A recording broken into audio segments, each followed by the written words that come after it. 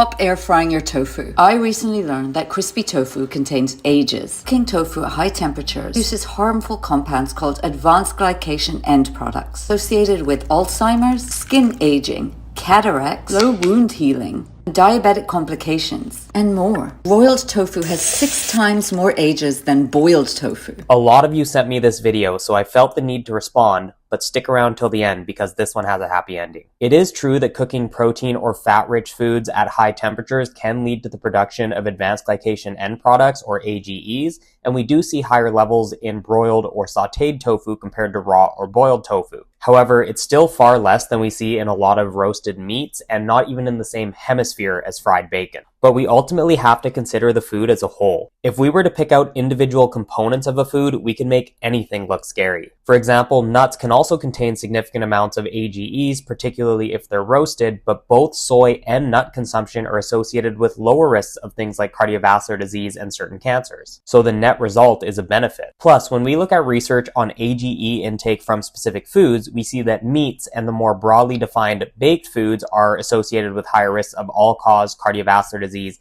and cancer mortality, while potatoes, think French fries and potato chips, are nipping at their heels to round out the top 3 contributors to mortality. But AGEs from beans and nuts don't appear to be a significant concern, highlighting that food is a package deal and all the healthy compounds within those foods may be outweighing the theoretical harms of AGEs. And even if we look at the more harmful sources of AGEs like meat, it's not even clear that those AGEs are associated with risk in non-smokers. So it may be more of an issue of AGEs compounding on top of other harmful chemicals like those found in cigarettes, and not necessarily being an issue if consumed in typical amounts in people living healthier lives. That said, could it theoretically be possible that air-fried tofu is slightly less healthy than, say, boiled or raw tofu? Sure, I wouldn't completely rule that out. But to suggest that tofu flips from being a net health-promoting food to an overall harmful food when you air-fry it is just not supported by the overall balance of evidence. Now for the happy ending. Dr. Ids made a response video, and instead of doubling down, she deleted the video and reposted it, correcting the misinformation.